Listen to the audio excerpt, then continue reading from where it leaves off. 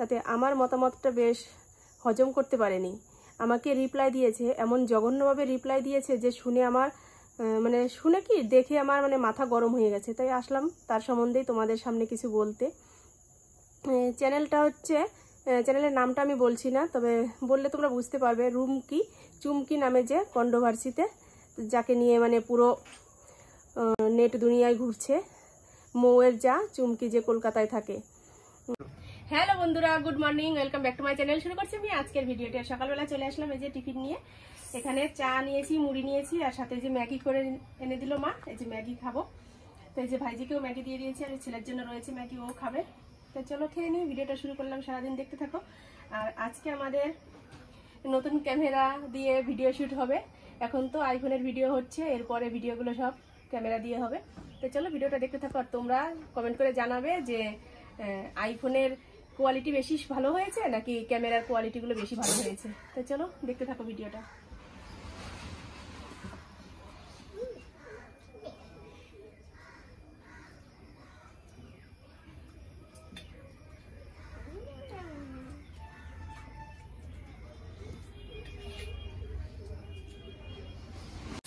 দুপুরের রান্নাবাড়ি করতে চলে এসেছি। এখানে দেখো ডমডম করে আলু কেটে নিয়েছি। বলো তো এই আলু দিয়ে আজকে কি রান্না করব, তোমরা বুঝতে পারছো? এই যে চিকেন নিয়ে এসেছি, চিকেন রান্না করব আজকে। আলুগুলো তো ভেজে নিচ্ছি, আর এখানে এই যে মশলাটা করে নিয়েছি। আজকে মিস্ত্রি দাদা এসেছে আমাদের বাড়িতে কাজ করতে। যে কদিন কাজ করেছে সে কদিন এমনি মাছ, ডিম, ডাল, এটা সেটা সব কিছুই খাওয়ানো হয়েছে, মাংস এখন একদিনও খাওয়ানো হয়নি। তাই ভেবেছি আজকে দাদাকে মাংস দিয়ে ভাত দেবো খেতে। ওই যে মিস্ত্রি দাদা কাজ করছে, এখন এই ঘরে আসছে হেঁটে, এই ঘরে কাজ বাকি রয়েছে এখনো। আর এদিকে এই যে আলুগুলোও ভাজা হয়ে গেছে। আমি এখন মাংসের মধ্যে মশলাটা মাখিয়ে নিয়ে তারপর মাংসটা দিয়ে দেবো। মাংস এই যে কষাতে বসিয়ে দিয়েছি, কষিয়ে নিচ্ছি মাংসটা, এরপরে জল দিয়ে দেবো। আর কিছু রান্না হয়েছে, রান্নার শেষে সেগুলো তোমাদের একবার দেখিয়ে দেবো যে কি কি রান্না করেছি।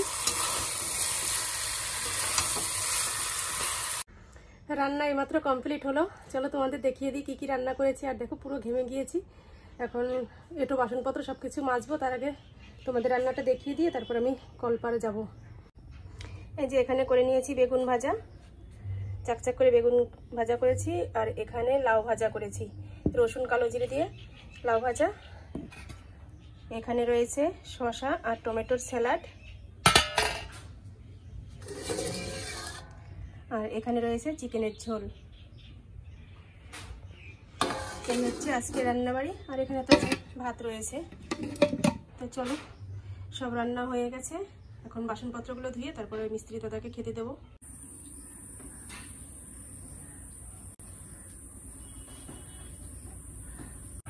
লেবু দেবো?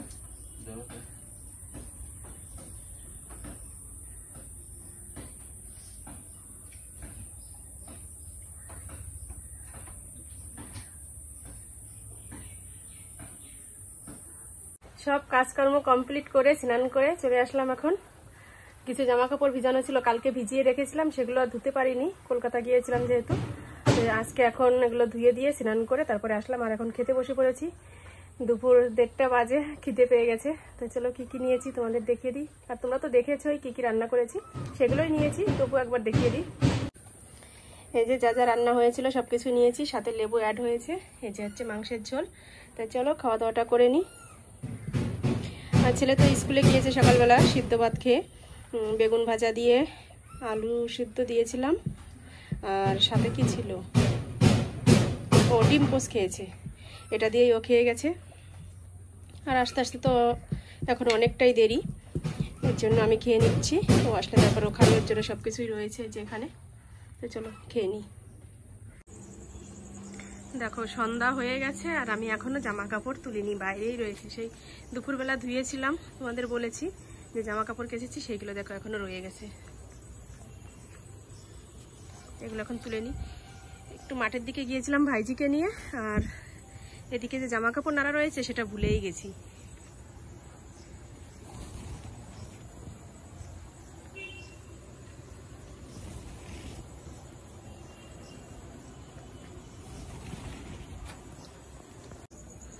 আর এই যে এদিকেও রয়েছে কিছু জামা কাপড়, এদিকে তো লাইটটা জ্বালিয়েছি, এর জন্য একটু আলো দেখা যাচ্ছে। আর সামনের উঠোনে তো এখনো লাইটের ব্যবস্থা করা হয়নি, এর জন্য ওখানটায় অন্ধকার অন্ধকার দেখলে, ঠিক আছে।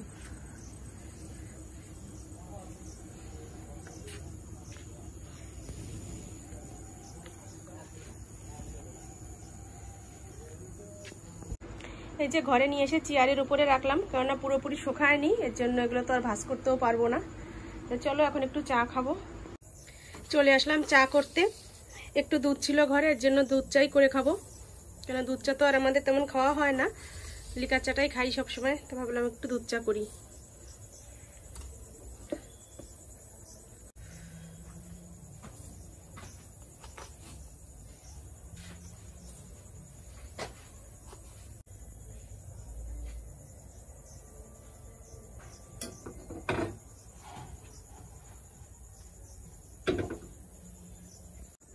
আর আমার ছেলে এখন ওদের ওই বাড়ি থেকে আসলো আর নিয়ে এসেছে কত কিছু, দেখো আমার শাশুড়ি মা পাঠিয়ে দিয়েছে। এই দেখো এই ব্যাগটা নামালো এসে, কি কি রয়েছে আমিও সঠিক জানি না, তবে পরে খুলে দেখবো কি রয়েছে। এই ক্যানটা নিয়ে আসলো, এই ক্যানের মধ্যে কি কিছু আছে। ওহো, খিচুড়ি প্রসাদ। এবার কি হয়েছিল ওখানে? কি পুজো? কালী পুজো। আমাকে গিয়ে বসে খেয়ে আসতে বলেছিল, আমি আর খেলাম না, দেরি হয়ে যাচ্ছে, বড় হয়ে তাই এখনো যে দিয়ে চা করছি। তো চা খাবি? এই যে ওর বন্ধু দাঁড়িয়ে রয়েছে বাইরে, ওই যে ও প্রাইভেটে যাবে এখন। তো চলো আমার চা হয়ে গেছে, আমি চাটা নামিয়ে নিই। এই যে চা করে নিয়ে আসলাম, 2 কাপ চা করেছি মায়ের আর আমার জন্য। তো চলো চা খেয়ে নিই। আর মা আসছে ওই ঘর থেকে, মাকে ডেকে ডাক দিলাম, বলছে আসছি, চলো খেয়ে নিই।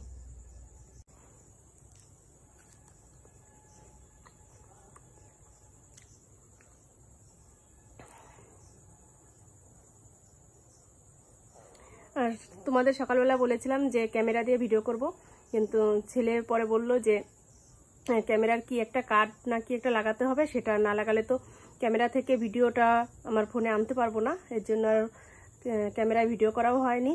ও বাজারে গিয়েছে, ওটা লাগিয়ে নিয়ে আসবে, তারপরে অন্য একটা ভিডিও অবশ্যই করব, কেননা কিনেছি যেহেতু ভিডিও তো করতেই হবে। আজকে যেহেতু করতে পারলাম না, এর জন্য সেটা তোমাদের একটু জানিয়ে দিলাম।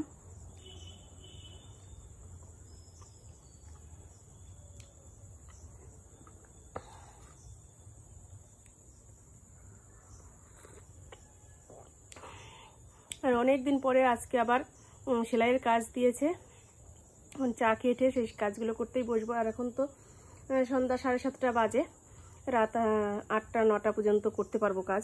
তো চলো চা খেয়ে নিই, কাজগুলো সেরে নিয়ে তারপরে আবার তোমাদের সাথে দেখা হবে।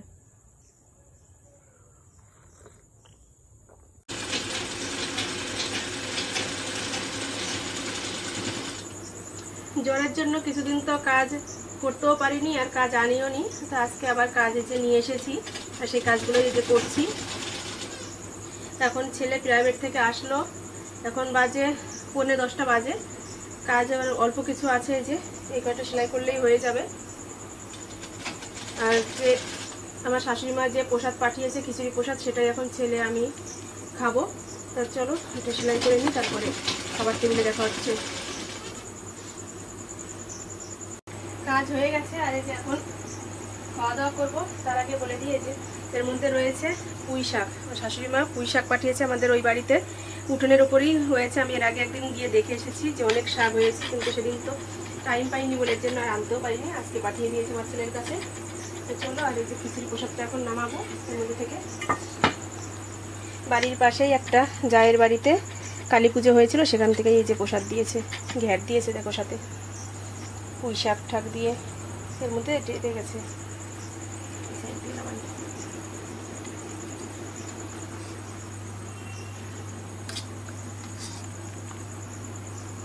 আমিও একটু নেবো আর মায়ের জন্য একটু দেবো, ওই ঘরে অনেকটাই খিচুড়ি রয়েছে এর মধ্যে।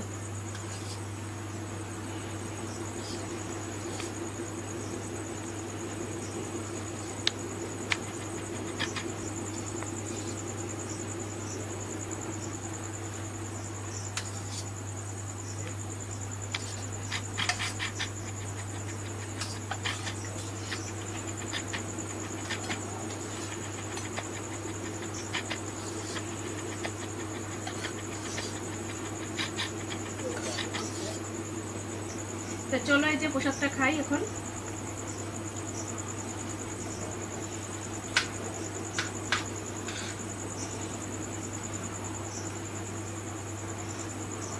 ভালো হয়েছে। তাহলে আজকের মতো ভিডিওটা এ পর্যন্তই। তোমরা ভালো থেকো, সুস্থ থেকো, আর আমার পাশে থেকো। আর আমার চ্যানেলটি যারা এখনো সাবস্ক্রাইব করেনি তারা সাবস্ক্রাইব করে পাশে বেল বাটনটি বাজিয়ে দিও। তো চলো আজকের মতো একটা গুড নাইট, আগামীকাল আবার দেখা হবে।